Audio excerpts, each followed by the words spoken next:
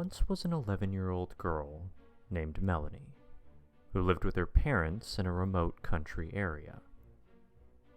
Every morning, the journey to her school took almost 1 hour.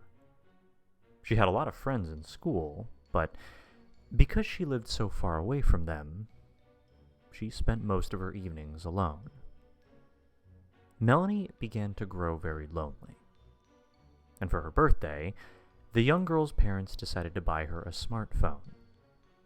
They told her she could use it to keep in touch with her friends after school.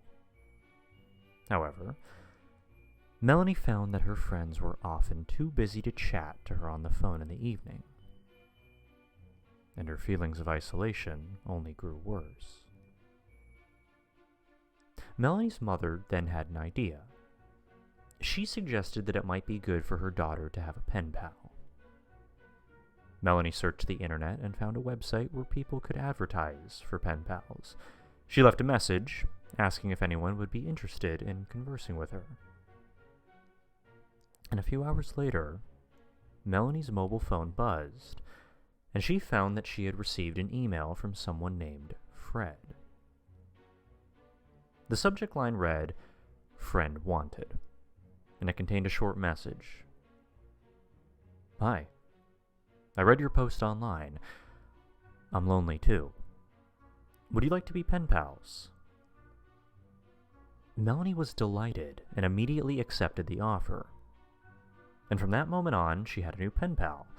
They exchanged emails on a daily basis, and soon they were the best of friends, despite the fact that they had never actually met in person. As they chatted, Melanie began to realize that she had feelings for the boy. She wondered if he would be her first boyfriend. I mean, he was so easy to talk to, often had witty things to say, and always made her feel good. However, the girl began to feel that the conversation was very one-sided. The boy was always asking questions and seemed rather reluctant to write about himself. He knew all about her, but she didn't even know which school he attended, or even where he lived. One day, the boy sent Melanie an email asking if he could call her. "That way we can talk directly," he wrote. "And besides, I'd love to hear the sound of your voice." Melanie wrote back to him saying, "Yes, I'd really like that. Here's my number. Call around 8 p.m. tonight." The young girl was very happy and couldn't wait to talk to him. Melanie had a recording feature on her phone, so she decided that when he called, she would record their conversation. She wanted to be able to listen to the sound of his voice whenever she felt lonely. A little after 8 p.m., her phone rang, and her heart began racing as she picked it up and pressed the record button.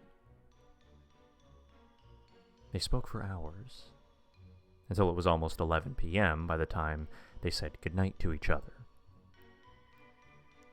When she hung up, Melanie lay back on her bed and tried to imagine what the boy looked like. He sounded like he was very handsome. She tried to remember what they had talked about, but it was all a blur, and for some reason, she couldn't recall much of anything about the conversation. The only thing she could remember was that it had been a lot of fun. After a while, she began feeling very sleepy and decided to go to bed. She then woke up to a voice screaming, "Melanie, what are you doing?" Melanie woke from a deep sleep and looked around groggily. The hands of the clock were pointing to 2 a.m. She saw her mother standing at her bedroom door, a look of horror and astonishment on her mother's face. The girl looked around and realized that she was halfway out her bedroom window and on the verge of falling out. Her mother rushed over, grabbed her by the arm, and dragged her forcefully back into the bedroom.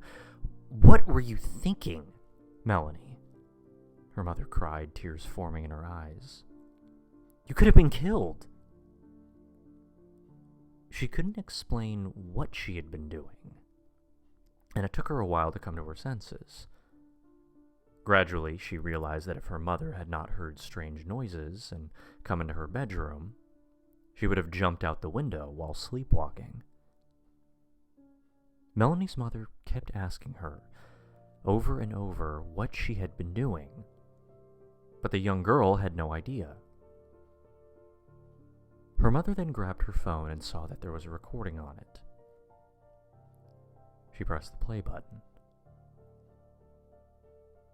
The mother and daughter sat together on the bed, listening as the male voice on the recording repeated, over and over,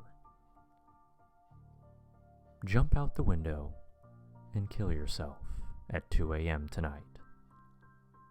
Jump out the window and kill yourself at 2 a.m. tonight. Jump out the window and kill yourself at 2 a.m. tonight."